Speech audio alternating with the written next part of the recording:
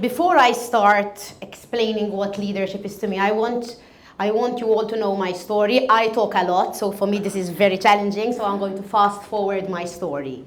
But I want you to all to relate to my story before I start. So I was born in the business. Literally, we used to live on top of our stores. At the age of 9, 10, I started going in the stores with my twin brother who's there, bugging everyone. I'm sure we were both very annoying, trying to understand what's happening.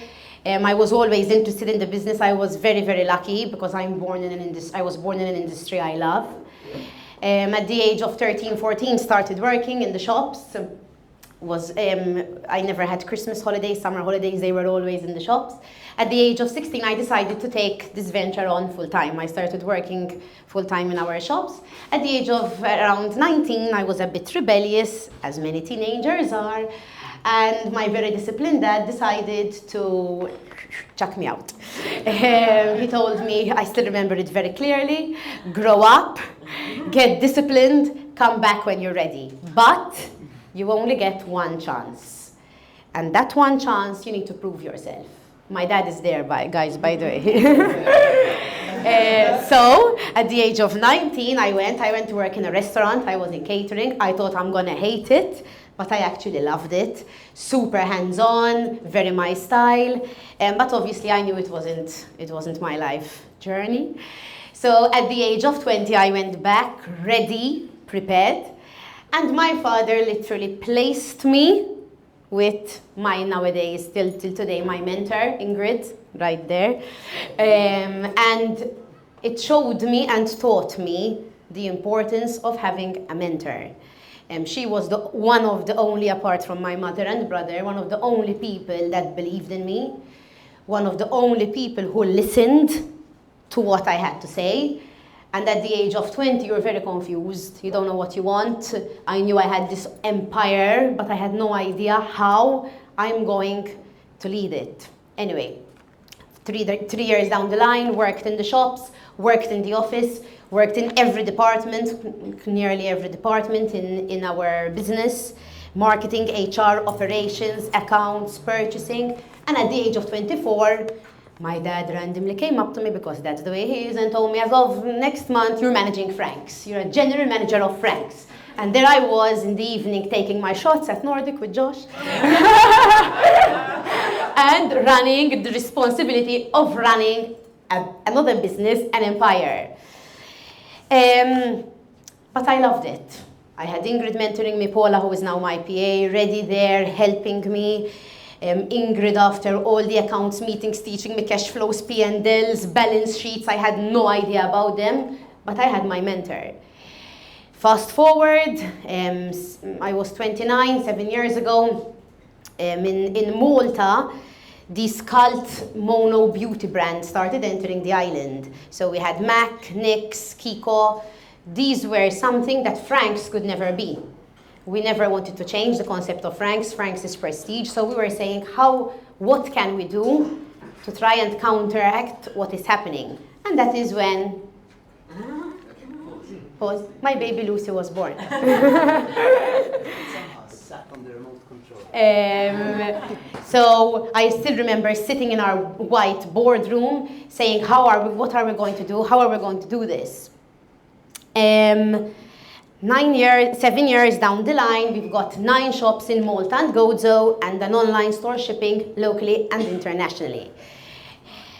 To me, leadership means a lot of different things to a lot of people. To me, leadership isn't about money. It's not about numbers.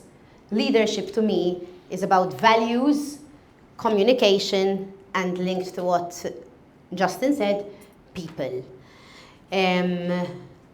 That is how we are so successful with both Frank's and Lucy. But now I've got a question to ask all of you. I'm just going to add a disclaimer before I ask it. I had no idea about what I'm just about to ask. I was very shocked, but I was also deep down very pleased. So I have a question for you all. Why would your team tattoo your brand? I need your answer. Your team tattooed your brand? Yeah. Why would your team tattoo your brand? They're proud to work for you. Thank you. Anyone else? Because they're proud to work for you. They believe in the brand. Thank you.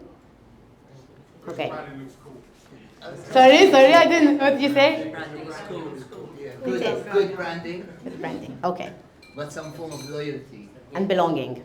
Belonging. So with Lucy, we wanted to create, we did create an environment where people can be themselves, feel proud. This is like when you introduce yourself. I introduce myself as Claire Camilleri, right? So I'm proud to introduce myself as Claire Camilleri, like you would introduce yourself with your name and surname. These people are that proud to tattoo a brand name that has been 7 years. Here are the tattoos. I had no idea. I was going to die when I saw these. So it's very important. I had no idea about this. But, cool. It's cool. You made it. I made it. It's really sweet. Thank you, Maria. Thank you. So after all of this, I'm just going to give you 5 of my personal tips to be a best leader. I think it's what I believe in, right? So, the 5 steps of effective leadership. Passion. Passion is life. I am passionate about everything that I do. My friends there, look, they all know. And being passionate about everything you do makes life so much better. It's even simply, I visit our stores every Thursday and Friday. I get excited to do it because I make something out of it. I go have my coffee in Slim, I speak to everybody, I dress nice. Passion. When you share passion for anything you do, life is so much better. And I'm passionate not only about my brand, I'm passionate about my team, the systems that go into it. When I don't understand something, I don't even let myself not get passionate. I find a way of getting passionate about it. Passion. Nurturing people, linked with what Justin was saying. Apart from the normal growing people, keeping them there, part of what I like doing, I believe I'm a very creative person, is pushing people's creative buttons. People think that being creative is just creative equals art. It's not that. Every person and every department can be creative. I speak very openly. I don't like accounts. Whoever knows me, I'm all the time fighting with my CFO. Every idea I come up with, he fights with me, whatever. A couple of months ago, we had some problems, some minor problems in our accounts department. And I said, you know what? I'm going to enter and I'm going to try and see how on earth I can try solve this. The solution, 3 months down the line, it's going very well. But the solution was pushing these people, these 6 accountants, creative buttons to come up with different systems, different solutions. It's all about being creative. And that, I think, helps me nurture and grow my team. Challenging yourself and getting out of your comfort zone. Today is a pure example. So I panic. It's not always good, but the second I find myself in my comfort zone, I panic. What am I going to do next? Where are we going to go? What are we going to do?